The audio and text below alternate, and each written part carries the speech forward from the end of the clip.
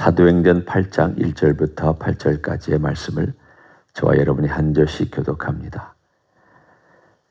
사울은 그가 죽임당함을 마땅히 여기더라. 그날에 예루살렘에 있는 교회에 큰 박해가 있어 사도 외에는 다 유대와 사마리아 모든 땅으로 흩어지니라. 경건한 사람들이 스데반을 장사하고 위하여 크게 울더라. 사울이 교회를 잔멸할세 각 집에 들어가 남녀를 끌어다가 옥에 넘기니라. 그 흩어진 사람들이 두루 다니며 복음의 말씀을 전할세 빌립이 사마리아 성에 내려가 그리스도를 백성에게 전파하니 무리가 빌립의 말도 듣고 행하는 표적도 보고 한 마음으로 그가 하는 말을 따르더라. 많은 사람에게 붙었던 더러운 귀신들이 크게 소리를 지르며 나가고 또 많은 중풍병자와 못 걷는 사람이 나으니 그 성에 큰 기쁨이 있더라. 아멘. 핍박이 일어났습니다. 그 핍박이 일어나는 것은 당연하죠. 왜냐하면 복음이 활발하게 움직이는 곳에는 항상 이런 반대가 있기 때문입니다. 기독교 역사 2000년의 기록들을 쭉 보면 평안한 때보다도 오히려 평안하지 않을 때 복음이 활발하게 퍼져나갔습니다.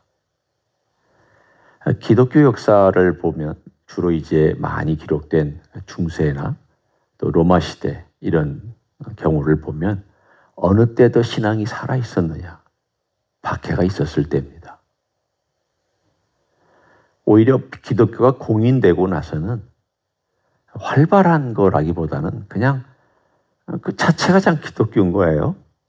그렇지만 그렇다고 그 안에 정말 기독교적인 삶이 있었느냐? 그렇지 않았습니다. 그냥 색채만 기독교로 바뀌었지 내용은 그리 기독교가 아니었던 것이죠. 참 묘합니다. 오히려 기독교로 공인된 이유가 그렇게 기독교적이지 않은 세속적이 되어버리고 기독교적이지 않은 겉은 기독교적이 않은 세상이었는데 오히려 그 내용은 더 기독교적으로 사람들이 활발하게 움직였으니 참 세상이란 묘합니다. 우리는 나라의 평화를 위해서 기도해야죠. 그러나 또 한편으로 모든 평화가 다 기독교의 발전을 가져왔느냐? 또 그것도 아닙니다. 그러니까 우리는 사실은 우리가 기대하고 우리가 원하는 대로 모든 것이 된다라고 그게 하나님의 뜻이다. 그렇게 얘기할 수 없습니다. 정말 하나님의 일하시는 솜씨나 역사는 우리의 상상, 우리의 계산, 우리가 이렇게 되면 참 좋겠다라고 예측하는 것 벗어납니다. 8장에 보면 그런 이야기가 하나 나옵니다. 사울이라고 하는 사람이 그 대표적인 이야기의 주인공이죠. 드디어 사울이 등장합니다. 이 사울이라는 사람은 바리새인 중에 바리새인입니다. 그걸 봐서 이 핍박을 주도한 사람들이 제사장 그룹도 있지만 바리새인 그룹도 역시 섞여 있다는 것을 알 수 있습니다. 이 사람이 가장 열성적으로 그리스도인들을 핍박했고 그리고 대제사장들과 모든 서기관들과 종교 지도자들의 공인된 사람으로서 앞장서서 핍박을 했습니다. 그리고는 이 핍박이 예루살렘에 크게 일어나니까 오늘 본문이 좀 특이한 표현이 나옵니다. 사도 외에는 다 유대와 사마리아 모든 땅으로 흩어졌다라고 되어 있습니다. 왜 사도만 남았을까? 예루살렘의 사도들은 남았다는 뜻입니다. 성경은 이야기하지 않습니다. 우리는 추측해 볼 뿐입니다. 아마도 사도들은 손대지 않았던지 또는 사도들이 감옥에 잠깐 있었든지 무슨 이야기가 있었는지는 우리는 전혀 알지 못하고 다만 대부분의 그리스도인들이 흩어졌다는 뜻입니다. 물론 예수님 부인하고 다시 옛날로 돌아간 사람도 있겠죠. 왜 없었겠습니까? 그 이야기는 오늘 여기에 적어놓지 않았기 때문에 우리가 모르는 거지만 분명히 있었을 것입니다. 그러나 많은 그리스도인들이 흩어져서 드디어 사도행전 1장 8절의 말씀이 이루어지기 시작했습니다. 여러분 사도행전 1장 8절 기억하시죠? 성령이 너에게 임하시면 오직 성령이 너에게 임하시면 너희가 권능을 받고 권능 받은 다음에 그들이 무엇이 되느냐? 예루살렘과 온 유대와 사마리아와 땅 끝까지 이르러 내 증인이 되리라. 그 중에 지금 8장에 드디어 두 번째 단계가 이루어지기 시작했습니다. 여기에 보면은 흩어진 사람들이 어디로 흩어졌느냐? 8장 1절 보십시오. 사도 외에는 다 유대와 사마리아의 모든 땅으로 흩어지니라. 사람들이 흩어지지 않고 있었습니다. 물론 그때 디아스포라의 그리스도인들이 예루살렘에 모였다가 오순절에 성령 충만함을 받고 고향으로 돌아간 사람들이 있겠죠. 그러니까 대부분의 이 사람들은 어떤 사람들인가 하면 헬라의 배경과 또는 자기 지역의 배경을 가진 온 소아시아, 아시아, 그리고 아프리카, 또 우리가 알고 있는 유럽 등등등에서 다 모여들었다가 그때 성령의 충만함과 은혜를 받고 그리스도인이 되어서 또 흩어졌다라기보다는 돌아갔던 사람들입니다. 그 사람들이 자기 지역에서 교회를 시작했습니다. 그러니까 유럽의 교회가 처음 세워진 것은 사도 바울의 교회가 아닙니다. 빌립보 교회 아닙니다. 사도 바울이 빌립보에 가서 유럽에서 처음 교회를 세웠다는 뜻이지 유럽의 처음 교회는 빌립보 교회가 절대 아닙니다. 어느 교회냐? 로마에 이미 교회가 있었습니다. 유럽에 이미 교회가 있었습니다. 다만 대표적으로 사도 바울이 자기가 유럽의 땅을 발을 디뎌서 거기에서 유럽의 사도 바울이 세운 첫 교회지. 그리스도인이 세운 첫 교회는 아닙니다. 이미 교회는 있었습니다. 그러나 자기 고향에 돌아갔다는 거죠. 그러니까 한편으로 보면 이미 땅끝까지 복음이 전해졌습니다. 그 시대에 온 땅끝에서부터 왔던 사람들이 자기 고향에 돌아가서 복음을 그곳에 세우고 교회를 세우고 복음을 전하는 일이 이루어졌지만 그러나 오늘 사도행전은 묘하게 뭘 또한 보여주고 있는가 하면 대표적인 사도들의 움직임과 그리고 그 사도들과 함께 복음이 공식적으로 어떻게 퍼져나가고 있는지를 또한 보여주고 있습니다. 두 가지를 동시에 얘기해 주는 거예요. 한꺼번에 확 하고 퍼져나간 것과 그러니까 예루살렘과 온 유대와 사마리아 땅끝까지 갑자기 확 하고 퍼져나간 오순절의 역사와 동시에 예루살렘을 중심으로 이것이 어떻게 또한 서서히 퍼져나가는가를 동시에 보여주고 있습니다. 그 장이 바로 8장입니다. 그런데 하나님께서 뭘 쓰셨느냐? 핍박과 박해라는 것을 사용하셨습니다. 예루살렘에서 사람들이 모여들어서 거기서 사도의 말씀 듣고 싶어서 모여들었겠죠. 요즘 비슷한 경향이 있지 않습니까? 그러나 큰 교회, 시설이 좋은 곳, 그리고 성전이 가까운 곳, 이런 곳에 사람들이 모여들기 마련이죠. 예루살렘에 많은 사람들이 모여들고 있었고 예루살렘에 있으면 사도들이 말씀을 들을 수 있고 성전에서 예배할 수 있고 많은 좋은 조건들이 있으니까 예루살렘에 모여서 떠나지를 않고 있었습니다. 떠나지 않고 있는 그때에 핍박이 일어나자 그 핍박으로 말미암아 복음이 온 땅 끝으로 전해지기 시작하는 계기가 오늘 본문에 있습니다. 그 중에 온 유대로 간 사람들은 누군지 나오지 않습니다. 다만 대표적으로 사마리아로 흩어졌던 빌립 집사의 이야기가 나옵니다. 이 빌립 집사가 사마리아로 갔습니다. 여러분, 사마리아 땅은 어떤 땅입니까? 예수님께서 공생의 처음에 수가의 우물가에 가서 한 여인에게 복음을 전했고 그리고 수가에 있는 사람들이 복음을 접했던 땅입니다. 그런데 예수님의 공생의 말기에 사마리아를 거쳐서 오실 때에 사마리아 사람들은 예수님의 복음을 받아들이지 않았습니다. 그래서 여러분은 그 유명한 이야기를 아시지 않습니까? 요한과 야고보가 저 복음을 안 받아들이는 저 땅에 불을 내리리까. 그랬더니 예수님께서 야단치셨습니다. 그리고는 복음을 더 이상 전하지 않고 유대로 건너오셨습니다. 그러니까 사마리아 땅은 참 묘한 땅입니다. 수가의 우물가에서는 복음에 전해졌을 때 예수님을 영접한 사건도 있지만, 그러나 예수님께서 십자가에 달리기 위해서 예루살렘을 올라오실 때에는 받아들이지 않았던, 반대하는 역사도 있습니다. 그런데 바로 그 땅에 빌립이 가서 복음을 전할 때에 오늘 그 복음이 어떻게 퍼져나가고 있는지를 오늘 성경은 얘기합니다. 이것 봐라.